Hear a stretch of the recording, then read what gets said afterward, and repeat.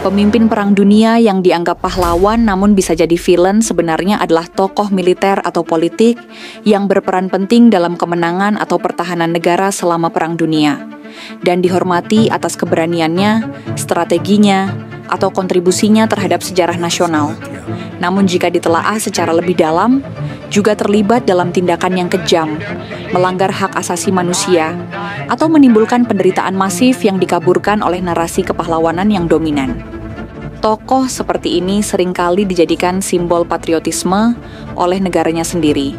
Namun dari sudut pandang musuh, korban perang, atau dalam cahaya sejarah yang lebih objektif, mereka mungkin terlihat sebagai pelaku kekejaman, perancang genosida, atau pelanggar hukum internasional.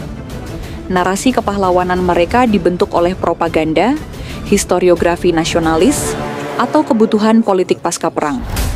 Di part sebelumnya kita telah membahas dua tokoh seperti Christopher Columbus dan Winston Churchill, dan di video kali ini kita akan membahas tiga tokoh besar lainnya. Kita mulai dari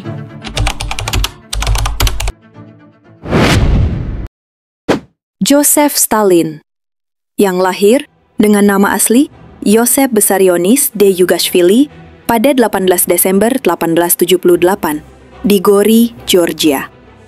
Saat itu, bagian dari Kekaisaran Rusia. Adalah pemimpin Uni Soviet dari tahun 1924 hingga 1953. Ia dikenal karena mengubah Uni Soviet menjadi negara industri dan kekuatan militer besar, serta memainkan peran penting dalam kemenangan sekutu pada Perang Dunia II. Namun, pemerintahannya juga terkenal kejam dan otoriter, dengan jutaan orang menjadi korban penindasan, kelaparan, dan pembersihan politik. Antara tahun 1936 hingga 1938, Uni Soviet memasuki babak paling kelam dalam sejarahnya. Joseph Stalin, dalam ketakutannya terhadap oposisi, memulai operasi pembersihan massal terhadap siapapun yang dianggap musuh negara, termasuk tokoh partai komunis, petinggi militer, ilmuwan, bahkan rakyat biasa. Ribuan orang diseret ke ruang interogasi tanpa bukti jelas. Mereka dipaksa mengaku bersalah di bawah penyiksaan brutal.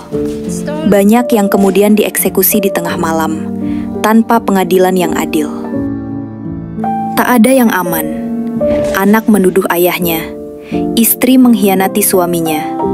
Semua demi bertahan hidup di bawah bayang-bayang rezim tirani.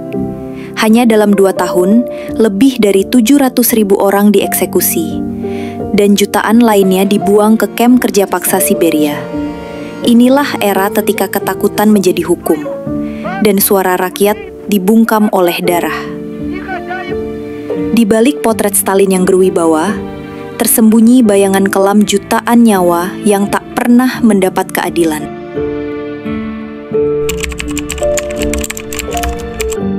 Tahun 1932, tanah subur Ukraina berubah menjadi ladang kematian. Di bawah perintah Joseph Stalin, kebijakan kolektivisasi pertanian dipaksakan secara brutal. Seluruh hasil panen disita negara.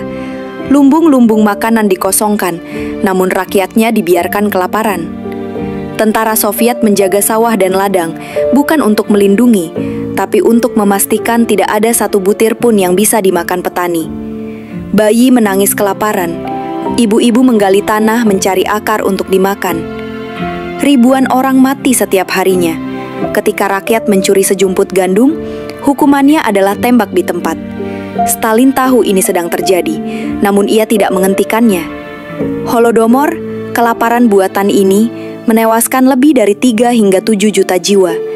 Bukan karena gagal panen, tapi karena satu hal, kekuasaan yang tak punya hati nurani. Sampai hari ini, banyak yang menyangkal tragedi ini. Tapi bagi rakyat Ukraina, itu adalah luka sejarah yang tak bisa dihapus. Ini bukan hanya cerita kelaparan. Ini adalah genosida diam-diam yang dilakukan oleh negara terhadap rakyatnya sendiri.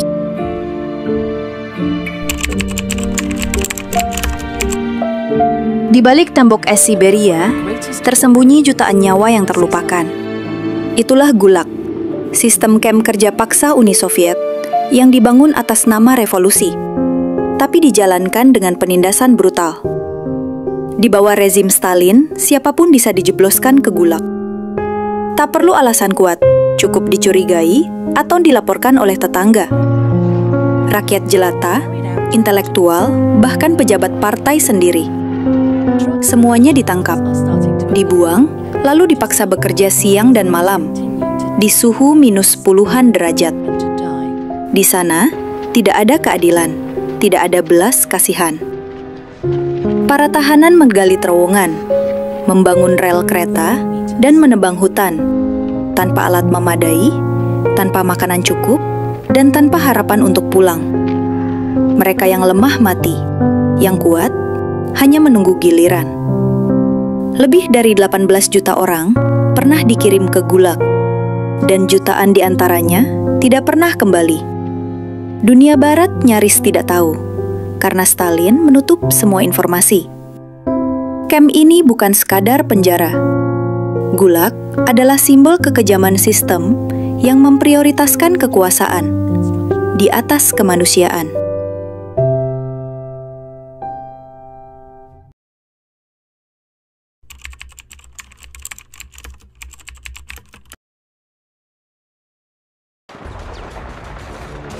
Di saat dunia terhuyung di ambang kehancuran ekonomi dan perang global, satu nama bangkit sebagai cahaya di tengah kegelapan.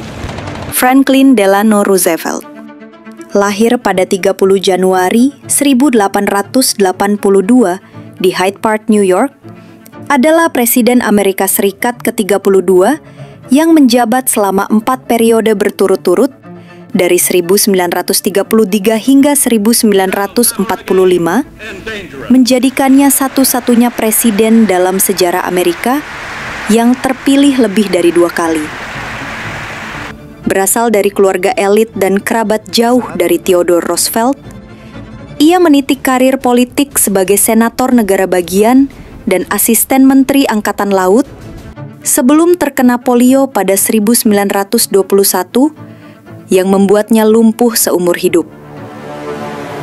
Meski demikian, semangatnya tidak padam.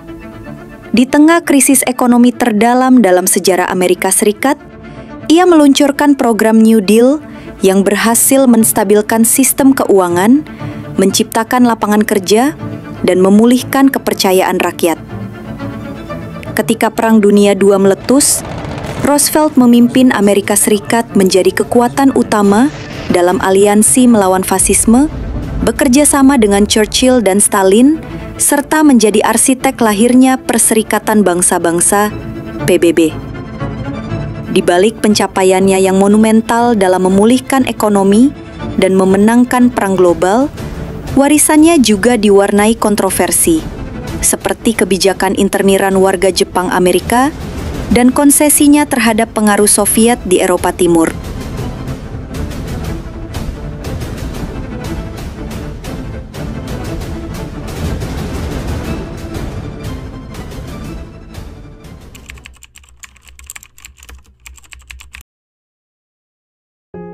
Internment camps adalah kamp-kamp penahanan yang dibangun oleh pemerintah Amerika Serikat selama Perang Dunia Kedua untuk mengurung lebih dari 110.000 warga Jepang Amerika.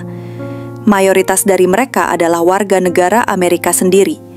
Kebijakan ini dimulai setelah Presiden Franklin Delano Roosevelt menandatangani Executive Order 9066 pada tahun 1942.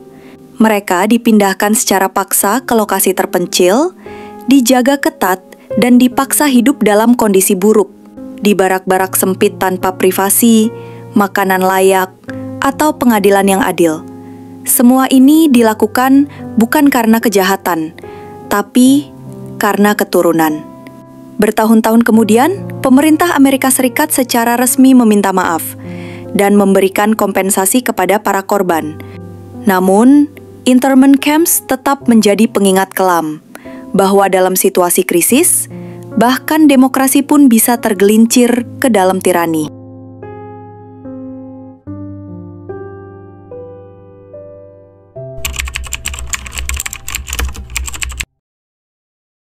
Franklin Delano Roosevelt memainkan peran kunci dalam memulai dan mendanai proyek Manhattan, program rahasia Amerika Serikat untuk mengembangkan senjata nuklir selama Perang Dunia Kedua. Atas kekhawatiran bahwa Nazi Jerman sedang membangun bom atom, Roosevelt membentuk tim ilmiah dan militer rahasia, menyetujui pendanaan miliaran dolar secara diam-diam, dan menunjuk tokoh penting seperti Jenderal Leslie Groves dan J. Robert Oppenheimer. Meski ia wafat pada April 1945, sebelum senjata itu digunakan, seluruh fondasi program nuklir telah dibentuk di bawah kepemimpinannya. Beberapa bulan setelah kematiannya, pada tanggal 6 dan 9 Agustus, 2 bom atom dijatuhkan di kota Hiroshima dan Nagasaki atas perintah penerusnya Harry S. Truman. Ledakan dahsyat itu menewaskan lebih dari 200.000 orang dan memaksa Jepang menyerah. Senjata itu menutup Perang Dunia, namun membuka pintu bagi era baru, era senjata pemusnah massal.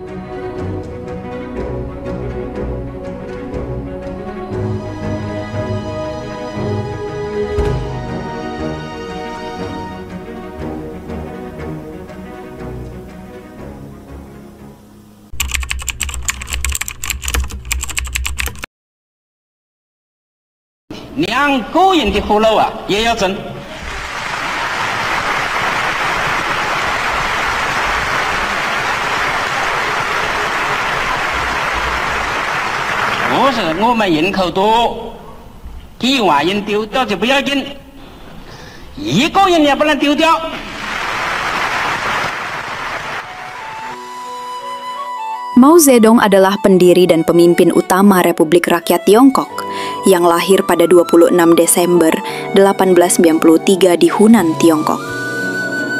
Sebagai tokoh revolusioner dan ideologi Marxis, Mao memimpin Partai Komunis Tiongkok dalam perang melawan Jepang dan memenangkan perang saudara melawan nasionalis hingga akhirnya memproklamasikan berdirinya Republik Rakyat Tiongkok pada 1 Oktober 1949. Di bawah kepemimpinannya, Mao berhasil menyatukan Tiongkok, menjalankan reformasi agraria, menghapus feodalisme, dan menjadikan Tiongkok sebagai kekuatan besar dunia yang mandiri secara politik dan ekonomi. Ia juga dikenal karena membentuk identitas nasional yang kuat dan menanamkan semangat anti-imperialis yang membekas hingga hari ini.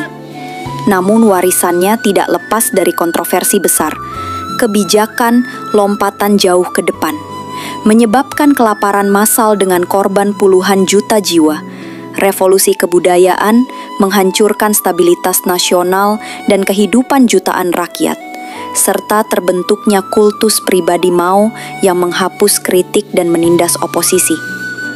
Mao dikenang sebagai tokoh yang membentuk Tiongkok modern, sekaligus pemimpin yang memicu salah satu tragedi kemanusiaan terbesar dalam sejarah dunia. Salah satunya adalah lompatan jauh ke depan atau Great Leap Forward adalah kebijakan ambisius Mao Zedong yang dimulai pada tahun 1958. Dengan tujuan mempercepat industrialisasi dan kolektivisasi pertanian Tiongkok secara radikal, namun justru berujung pada salah satu tragedi kemanusiaan terbesar dalam sejarah. Di bawah tekanan politik dan semangat revolusioner, data produksi pangan dipalsukan, jutaan petani dipaksa masuk ke dalam komune rakyat, dan praktik pertanian tradisional dihancurkan. Akibatnya, sistem distribusi pangan runtuh, panen gagal, dan kelaparan meluas secara nasional. Antara tahun 1959 hingga 1961, diperkirakan antara 20 hingga 45 juta orang tewas karena kelaparan, kerja paksa, hukuman politik, dan tindakan brutal lainnya. Dalam desperation ekstrim, beberapa wilayah melaporkan praktik kanibalisme, sementara pemerintah pusat tetap menyangkal skala bencana yang terjadi. Tragedi ini bukan hanya kegagalan kebijakan, tetapi bukti nyata bagaimana ideologi yang dipaksakan tanpa kritik bisa menghancurkan jutaan nyawa.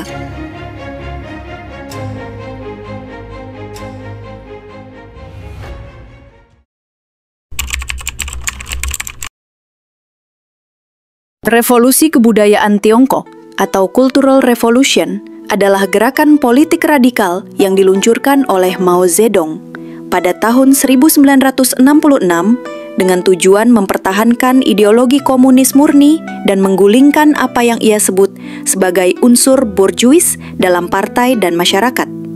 Tapi dalam kenyataannya, gerakan ini berubah menjadi dekade kekacauan dan teror. Jutaan pemuda direkrut sebagai pasukan merah atau Red Guards dan diberi kuasa untuk menyerang guru, pejabat, seniman, bahkan keluarga mereka sendiri yang dianggap anti-revolusi. Sekolah ditutup, buku-buku dibakar, situs budaya dihancurkan, dan pemujaan terhadap Mao mencapai titik fanatisme.